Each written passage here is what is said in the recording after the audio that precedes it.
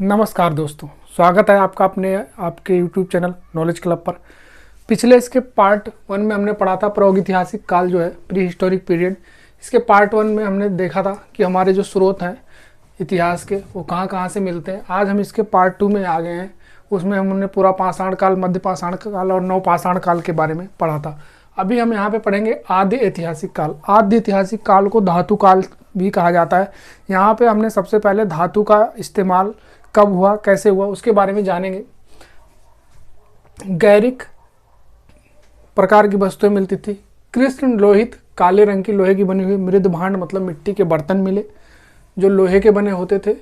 मृद भांड का मतलब ये होता है मृदा। और यह ऐतिहासिक काल में जो है धातु के बारे में ज़्यादा जानकारी दी गई है।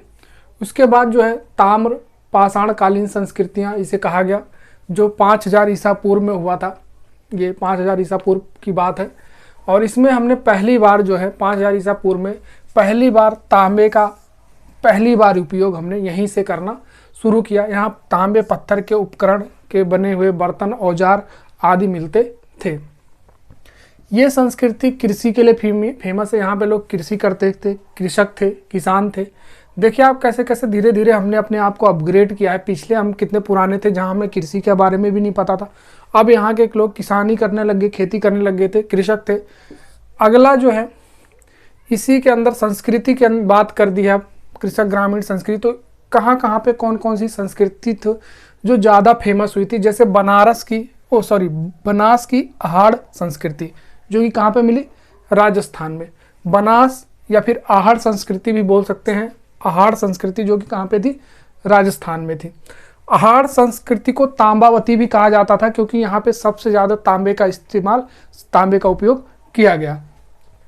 बालाथल और गिलिंद ऐसी जगह है जहाँ पे सबसे पहले पक्की ईंटों का इस्तेमाल किया गया।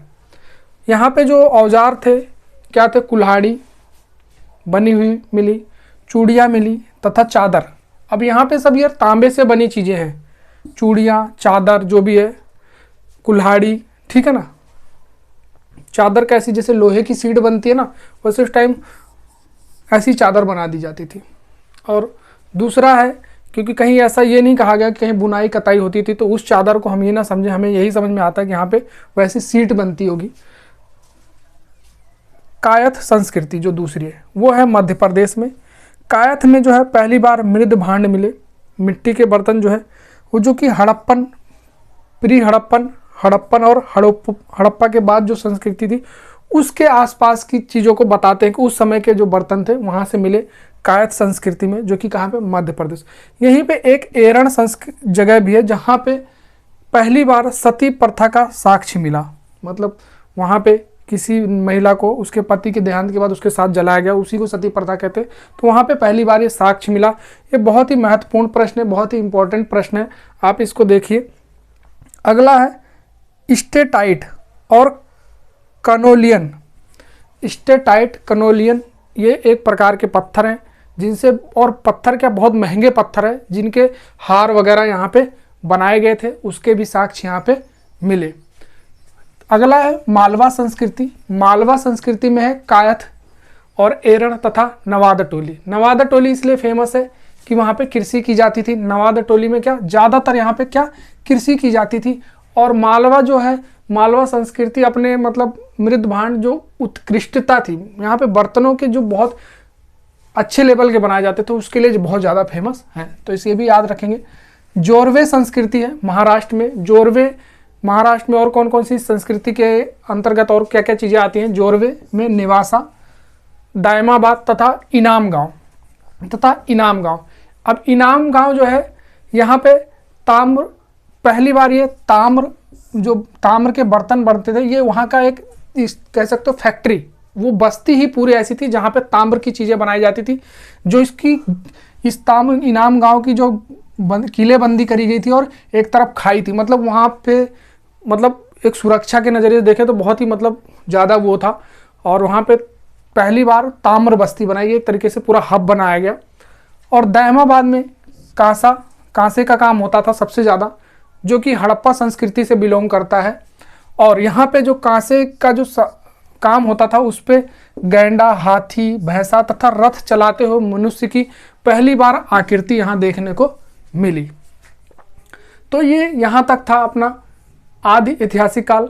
आदि ऐतिहासिक काल से पहले हमने पढ़ा था नवपाषाण काल के बाद। तो नवपाषाण काल का जब खत्म हो गया तो महापाषाण काल की शुरुआत हुई। महापाषाण काल में क्या हुआ, 1000 ईस्वी पूर्व से पहली शताब्दी ईसा पूर्व तक चला। ये ईसा पूर्व की बात है। तो एक एडी है, एक बीसी है, before the birth of Christ, BC कहते हैं। एडी देखा होगा, ईसवी जिसको बोलते हैं, ये उनके जन्म के बाद की बात है। यहाँ बीसी में उल्टा चलते हैं, ठीक है ना, बिफोर जन्म, पहले ईसा मसीह के जन्म से पहले, तो इसको बिफोर क्राइस्ट ईसा पूर्व बोलते हैं और इसको ईसवी बोलते हैं। तो अब देखिए यहाँ पे महापाषाण काल में सबसे पहले पत्थर की कब्र मिली। सबसे पहले क्या मिली, पत्थर की कब्र मिली। और नवपाषाण युग का खत्म होने के बाद महापाषाण काल युग शुरू हुआ। तो यहाँ पत्थर की कब्र मिली और ये लोग पहाड़ों की ढलान पे रहते थे। जो इस युग में लोग रहते तो कहाँ पे रहते, पहाड़ों के ढलान पे। यहाँ पे एक प्रचलन था आंशिक शवाधान का। किसका, आंशिक शवाधान में बॉडी को पार्शली जो है जला दिया जाता था, बाकी छोड़ दिया जाता था कि जाए से जंगली जानवर जो है उसको अपना भोजन बना सकें और उनका भोजन भी हो जाए और वो फिनिश भी हो जाए। और यहाँ के लोग धान की खेती करते थे, इसके अलावा रागी की खेती करते थे। इस कब्र में, पत्थरों की कब्र में बहुत सारे साक्ष्य मिले, जैसे कि घोड़े के कंकाल और औजार, हथियार भी रख दिए जाते थे उनके साथ। और दूसरा, सोने के और पत्थरों के जो है बहुत ही बहुमूल्य जो है पत्थर थे, उनके जेवरात वगैरह यहाँ पे इसके नीचे मिले। तो ये प्रागैतिहासिक काल जो था हमारा, ये यहाँ इसका पार्ट 2 था। ये वीडियो अपना आज यहाँ पे समाप्त होता है इसका पार्ट 2 से। और अगला जो हमारा वीडियो होगा वो सिंधु सभ्यता के बारे में, हम इंडस वैली सिविलाइजेशन के बारे में शुरू करेंगे। और ये वीडियो यहाँ तक था। अगर वीडियो पसंद आ रहा हो तो आप इसको लाइक कीजिए, शेयर कीजिए और कमेंट कीजिए। और इस वीडियो में मैंने आप लोगों को काफ़ी अच्छी जानकारी दी है, ऐसा नहीं है, यहाँ से भी बहुत सारे प्रश्न एग्जाम में बनते हैं। कोशिश ये है कि जल्दी से जल्दी मैं अपना सिलेबस थोड़ा सा फिनिश करवा सकूँ। मैं बिज़ी रहता हूँ, इसलिए आपको काफ़ी टाइम पे वीडियो मिलता होगा, उसके लिए मैं खेद है, अफसोस है, उसके लिए सॉरी भी है। लेकिन जब भी टाइम मिलता मैं आपके लिए एक वीडियो जब ये फिनिश होगा तो मैं आपको इसके क्वेश्चंस भी दूंगा, किस तरीके से कहाँ पे क्वेश्चन बनता है। तब तक के लिए नमस्कार, जय हिंद, धन्यवाद।